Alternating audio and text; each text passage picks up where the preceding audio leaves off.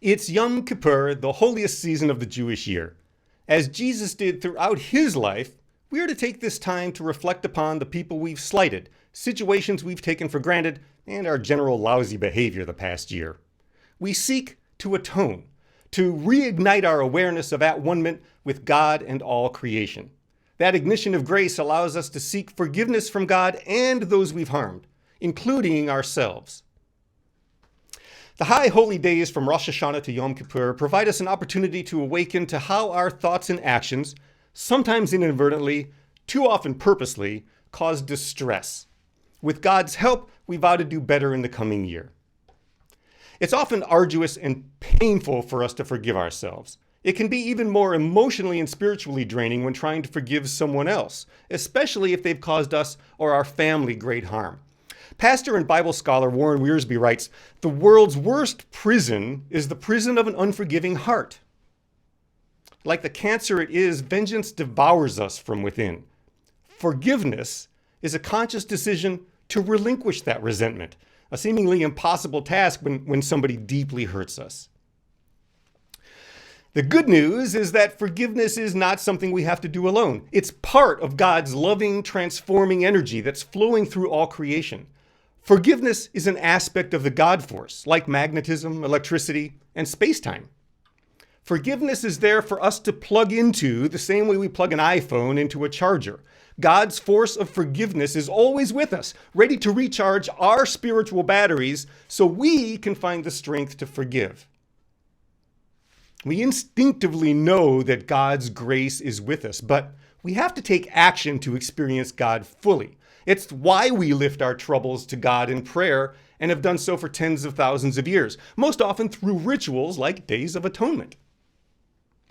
Originally, atonement and forgiveness, both personal and communal, were associated with burnt offerings, one of the earliest human rituals.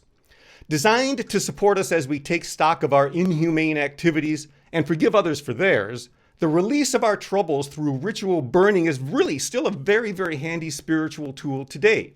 In Jesus' era, interactions with gods, including the Jewish Divine Council and the Roman Pantheon, they involved lots of animal sacrifices and burnt offerings. This was a complex supernatural ritual, not merely a transaction. Few people in the ancient world thought that they were appeasing the gods by killing a goat. Animal sacrifice wasn't really considered a quid pro quo deal, like, "Hey, Ceres, I'll sacrifice this chicken if you'll make my crops grow." I mean, yeah, some of that did go on, just like it does today when people pray, "I swear, God, if you just let me win the lottery, I'll never, never, never, never be selfish again." But that's never been how prayer works. Instead, by cooking a goat or a chicken or whatever over an open fire, not in your turbo convection air fry stove, because through the smoke, we're symbolically releasing our transgressions, our guilt, our harsh words, our thoughts against a neighbor, inaction to fight against oppression and inequity, and everything else that we think we've done wrong the past year. We're letting all of that, sending all of it to God as the smoke sort of winds its wispy way to the heavens. The burnt offering is a symbol that we're letting go and letting everything out to God. The smoke climbing heavenward figuratively takes with it all of our soul's troubles. The idea that in the burnt offering we're releasing all of our spiritual plaque is still a useful metaphor and meditation today. Try this. Just close your eyes for a moment, or keep them open and look at this campfire, and imagine you're just sitting around a campfire. Just sit for a second. Imagine you hear the crackling, you can feel the warmth, you can smell the woody smoke. As the smoke billows up to the sky, send with it your fears, resentments, perceived failures, bad self-image, and everything else worrying you and making you feel separate from God. Watch as all your stuff dissipates into nothingness, your worries along with it.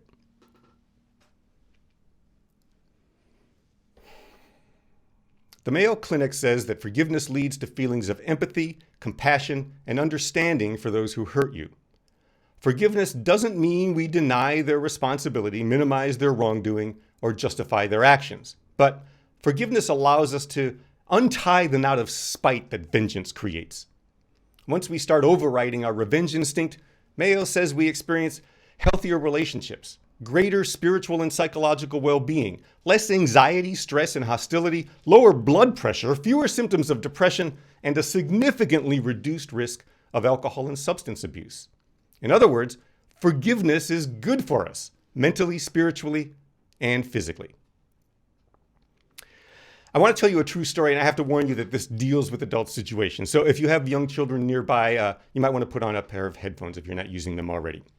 In January of 1990, Robert Knighton and two young accomplices shot and killed Richard Denny and his wife Virginia in their rural farmhouse. The trio escaped with $61, a pack of smokes, and an old truck.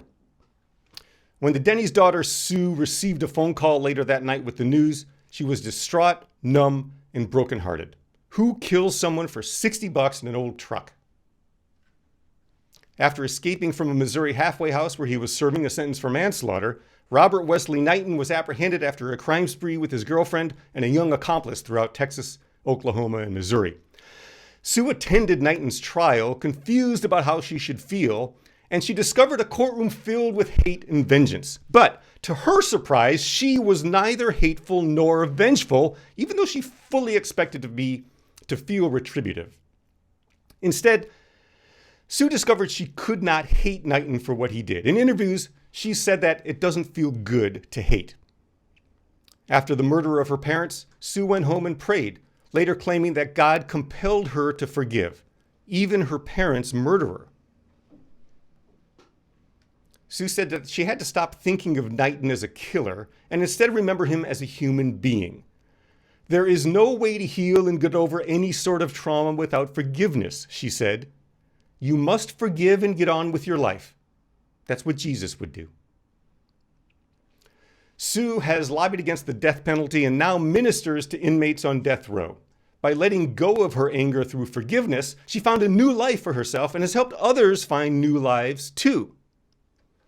Jesus urges us to forgive over and over and over again. Even on the cross, in those final torturous, heartbreaking moments before his death, he forgives everyone who put them there. Following his example, Sue Norton found a way not to condone Knighton's actions, but to forgive him for them. Along the way, she helped him find his path to God so that he too could heal from guilt and shame. Sue understood that while we so often think of forgiveness in terms of forgiving others, quite often the person we most need to forgive is ourselves. Amen. Our question for discussion today is, how do you practice atonement, at-one-ment, and forgiveness? What are some of your practices for forgiving and for re-achieving at-one-ment with God? I'll send you into breakout rooms for